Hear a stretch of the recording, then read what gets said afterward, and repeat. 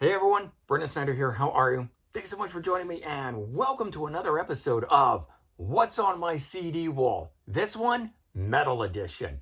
So, if you guys have been watching, you know that I've already done 5 other episodes in the genre of rock. My music room is broken down by different genres. I've got a rock area, I've also got a glam metal area, I've got a heavy metal area, and then I've got other different areas too that have alternative rock and other things within them. But since I've already done 5 of those, I thought let's take a break, let's go to a different area and touch on some of that. So in this case, we're going to be doing this top row here in metal, and we'll get into that here in just a bit. But before we start, if you're new to my channel and you haven't already hit the subscribe button, please do. Also, leave a comment, hit like. All those things do help support my channel. I'd greatly appreciate it. And of course, as an added bonus, if you turn on notifications, you're going to stay up to date on everything going on in the world of music, just like this with What's on My CD Wall, Metal Edition. All right, so I have done like a full overview of everything that's in my 12,000 CD collection.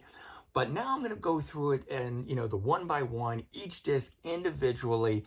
And of course, it's going to take a long time to go through everything, which is why I thought let's take a break from, the first 5 episodes that covered the rock stuff and move over into here. Maybe we'll do the same thing. We'll jump around into glam metal and some others as well. But as a reminder, not everything is out on these walls. I oftentimes own full catalogs of these artists, and sometimes I have some of their stuff in different places.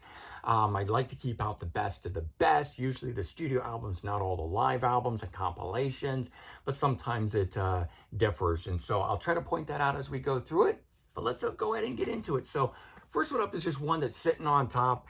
Don't really have a place for this one. It's actually a various artist collection. It's called All Stars, but it's actually full of a new wave of British heavy metal bands or members. And so we've got people from like Praying Mantis on here. We have Paul Di'Anno from Iron Maiden. We've got Don Aria on here, but of course he's currently with Deep Purple. Biff Byford from Saxon. So Paul Sampson from Samson. Lots and lots of cool people coming together to record new songs in that style at that time. Cool compilation. It was Japanese only release. And it's one of my favorite little compilations I've got. So it sits out with this stuff. All right, so jumping in with Accept. And I love this album here, I'm a Rebel. It's not quite as heavy as Layer Day stuff, but I just really like the sort of the hard rock groove to it with Udo's gravelly vocals in it. And even this early stuff, man, the band is just a beast. Basically anything Udo does, I like, because I love all of his solo stuff as well. Breaker, this one here, which has Starlight on it. Can't Stand the Night. I mean, so many good songs on this one here. I love that. We have this one, Restless and Wild. And this one here has the song Fast as a Shark that constantly gets argued as whether or not it is the first thrash metal song. And no, I think there's definitely bands that were doing thrash before this, but did they, contribute to it? Certainly. But their big album, Balls to the Wall, and of course the title track itself, Balls to the Wall. But there's other really great ones on here. I grew up only knowing that one song, and then I got this album and the song London Leather Boys. There's Head Over Heels, Love Child, Turn Me On. So many other great songs that just really jumped off this album. I feel like this album here should have been a huge metal album, but probably because they were German, maybe it didn't get quite the right promotion at the time. It's a big, that one song, Balls to the Wall, is really big, but the rest of the album is just as good. All right, my personal favorite album of theirs now, having known more about the band, is this one here, Metal Heart. Love that song, but it's Midnight Mover. And if you haven't seen that video, look it up on YouTube, man. Early version where they set up multiple cameras around the band to get 360-degree view of the band performing and being able to rotate around the band. Very early edition of that, but the way that they shot it was just super unique at the time, and that video always stuck with me. So killer album. Probably like that one even better than the Balls to the Wall, even though that's a very consistent sounding album. Russian Roulette, an album that's very close to Metal Heart, but not quite as good as that. It's got some good stuff on here, but not my favorite. And then this one here I really like, which is Eat the Heat. This is the first one with new vocalist David Reese taking over for Udo Dirk Schneider. Great album, not quite accept, but really good nonetheless. The song Ecstasy, which is just the letters X, T, and C. Good song. I've even heard Udo do a cover of it for some tribute album, I think. Objection Overruled. This one here is when Udo returned to the band, but this was the 90s, so the band is starting to sound a bit different. We have another one that they did together, Death Row. And then the last one that they did with Udo, Predator. All good stuff, but nowhere near as good as that 80s era metal. And then we start in with the new Accept. So I don't know, was that Peace or was that Accept 2? The bloody hand on it. This one here being Blood of the Nations. And then Stalingrad. And Blind Rage. And then the band just put out a brand new one too, which I'm really enjoying. The Rise of Chaos. But the album that shocked me more than anything was this one, Too Mean to Die, where I'd kind of given up on the band. They just weren't this, the sound of the classic era. They didn't have that Udo feel to it. And I like Mark Tornillo, who took over on vocals. But when I heard this album, and this is right around the time where I kind of said, I don't know if I'm going to get another album by them. And I bought it anyways, and I was really, really happy I did. And I have to say their newest album is the same way. Does not disappoint. If you liked this album, Too Mean to Die, the new album is just as good. All right, we're getting into some Anthrax now. How can you have a metal collection without Anthrax? Armed and Dangerous, the EP, a little bit of everything on there. Then we've got Spreading the Disease, classic album with AIR, Madhouse, the song Armed and Dangerous on there, Medusa. This is my personal favorite album of theirs, State of Euphoria. I just love this album. Be All, End All, Out of Sight, Out of Mind, Make Me Laugh, Antisocial, whole thing, start to finish. If I have to pick an Anthrax album that I love more than anything, it's probably that one. Persistence of Time, this is one of those albums that I really want to like more than this one, but I don't. I think the songs are just too long on here. Time, 6 minutes, 54 seconds. Blood, 7 minutes, 6 seconds. Keep It in the Family, which I love, but 7 minutes, 7 seconds. In My World, 6 minutes, 23 seconds. They're all so long. So I think it just dragged on a little too long for me, but I do like that album. Attack of the Killer Bees, man. This one was a killer compilation of B-sides and stuff where they also recorded the song Bring the Noise. Probably the first time that I was willing to give rap a chance because Anthrax was doing it. Pull these down. I'm going to show you these in just a bit. This is some later era Anthrax that hasn't quite been filed away. This is the first thing I actually bought that had the Joey Belladonna vocals on it. It was a live album that I knew they had recorded at the time before John Bush came into the band, and then it never got released. It actually got released after Sound of White Noise. So this was just a cool thing that I had heard about, and then it didn't happen. And then when it finally did, it kind of had that bit of, I don't know, notoriety or whatever to it, because it was this album that was recorded but not released. Sound of White Noise, the first one with John Bush on it. Love this at the time. I don't go back to it as often. I definitely like the original era of Anthrax, but at the time when I didn't like Joey Belladonna's vocals, I wasn't into thrash in that way. This was a great album that segued me into Anthrax that allowed me to go back into the other stuff. I'm a huge John Bush fan though. Love Armored Saint. We'll be hitting on that in a bit. Stomp 442 album, nowhere near as good as this one. Good album, just no standout tracks on it. It's one of those ones that I really tried to like, to get into, but it was a classic case of the 90s where bands didn't quite know what to do, and there's just no, hooks or anything to it like the first album.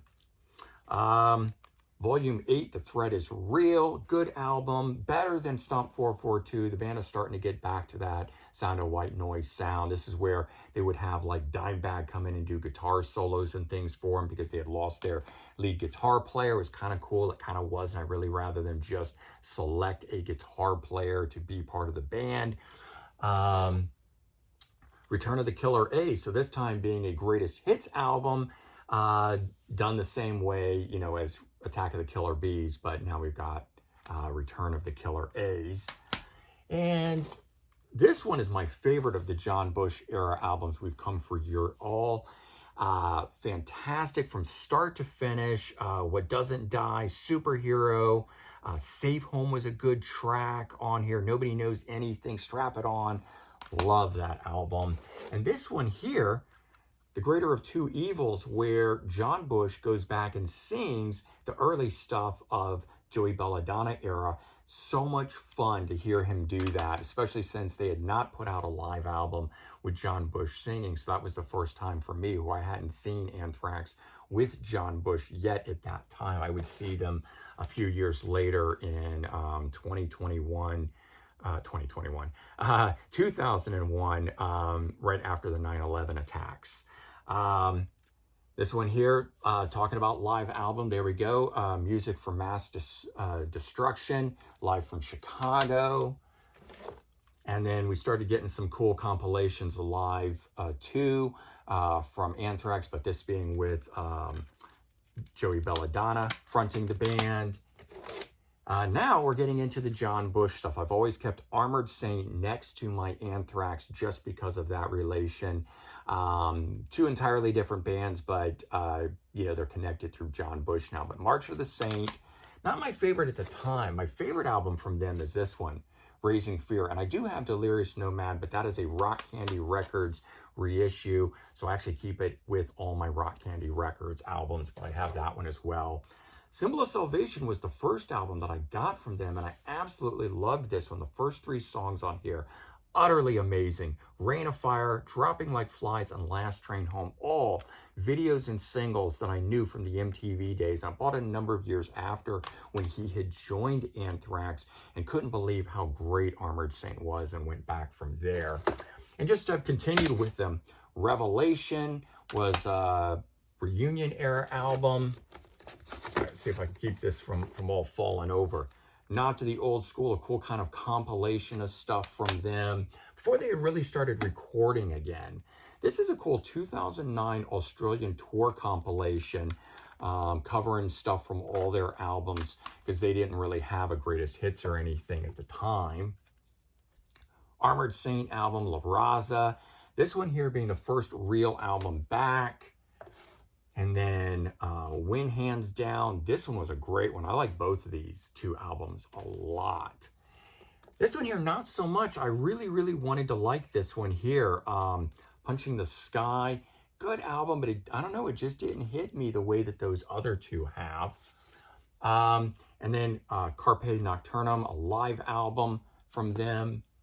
And now moving on into, almost skipped over this stuff. Sorry, let's jump back a little bit into Anthrax. So Kings of Scotland, a live album that I've not opened yet. It's pretty rare for me to do that, but it's been so long now since I picked this up and I haven't listened to it that I'm kind of waiting until I'm really in the mood. And since I know there's a new Anthrax album on the way, I'm just going to sit on it until then, and then I'll eventually open it up. Anthems, an EP that they did of cover songs that I really thought had the potential to be cool, but all of the songs sound exactly like the original songs. Can barely even tell that you've got a thrash metal band playing them, so that was a bummer. For All Kings, a great last studio album that the band did with Joey Belladonna. It's been so long since they've done one. I can't wait for the new one.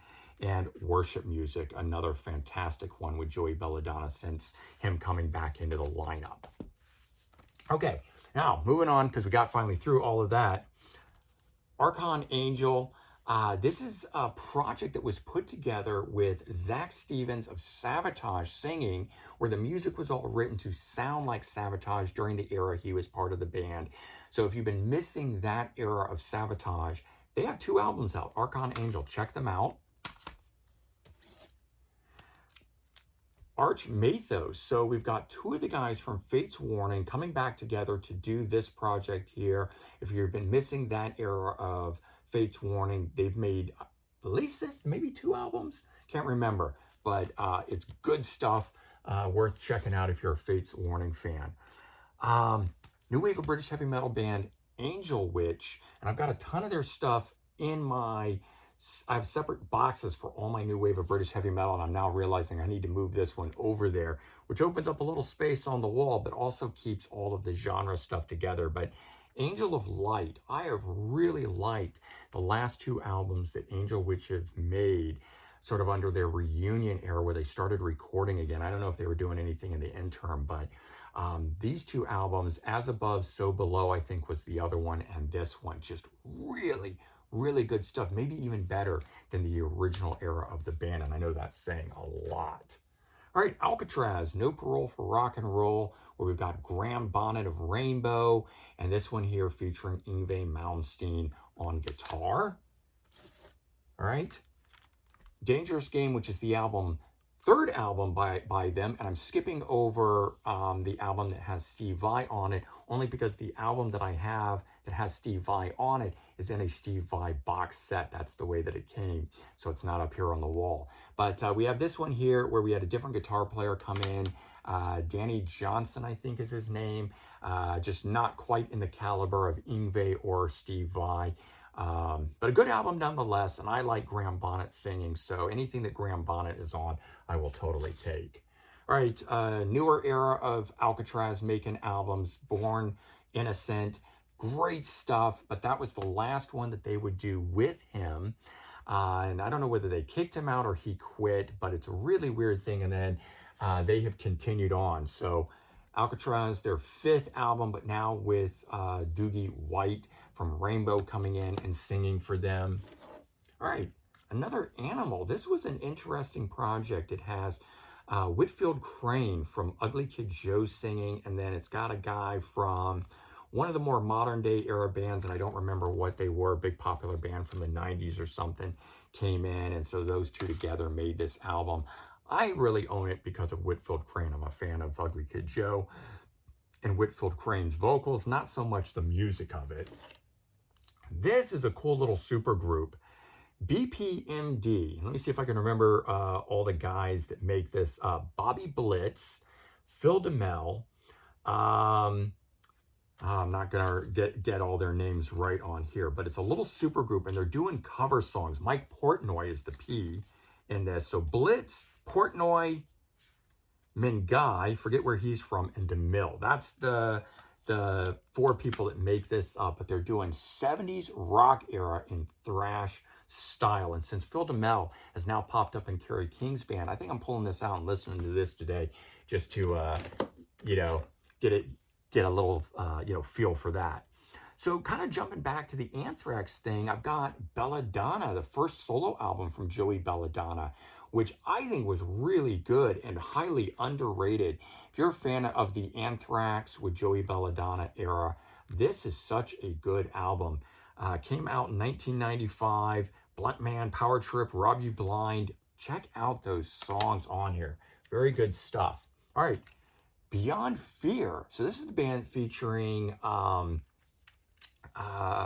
Tim Ripper Owens from Judas Priest. First thing he did outside of the band, form his own band, Beyond Fear. This is some brutal stuff. I love Tim Ripper Owens, and I love this album here a lot. And talking about former singers from famous bands, we've got Blaze from Iron Maiden, who took over from Bruce Dickinson for 2 albums in the 90s there. His first album, Silicon Messiah, which was fantastic. So this is when there was actually a band called Blaze before it just reverted to Blaze Bayley under his name. Blood and Belief, my favorite album from them. 10th Dimension, which is really good. And I got some more stuff stacked on top. A little out of sequence, but I'll show it to you. Blaze Bayley doing a bunch of acoustic sounding songs. This one here has Thomas Zingen, if I'm saying his name right. December Wind, he's known for interpreting Iron Maiden songs into the classical acoustic guitar, but he had Blaze Bayley come in and sing for this. So a lot of cool stuff there, and a Bayley live album. So jump back into Blaze because the rest of this is all Blaze, as live as it gets. The Man Who Would Not Die, an absolutely fantastic later day era album. I like that one a lot. Another live album from Blaze. This one here, Promise and Terror, all signed by the guys, which was really cool to get. King of Metal, not my favorite of his albums. That one there took a downturn for me. But then after that, starting in with, well, this is for Soundtrack of My Life, which is a very cool compilation, which kind of really made me reassess everything from him. But it starts with these here, Survive and Endure. He did a trilogy of albums, this one being the first one. And then the second one here, sorry, I probably was holding that one upside down, wasn't I? The Redemption of William Black. And the third one in it, Infinite Entanglement. So those three together are amazing albums. I really, really enjoy those. This one here, I didn't think those could get topped, but War Within Me, I think is my favorite of all of his albums, even from the very first one, Silicon Messiah, which is so good. But this one here, I just, from the time I got it, I could listen to this thing inside and out, and I still do today. And his latest album, same thing, just really, really good stuff. So Blaze is having like some sort of secondary career going on here that is just utterly amazing. But as you can see, that is the first top row of all this stuff. I don't know how many we just did here, but it gives you a little insight into what it is that I have in my metal collection. And hey, if you guys like this video, let me know, and I'll continue to do more rows of this as we go forward. All right, everyone, take care, have a good one, and I'll talk to you real soon. Bye-bye.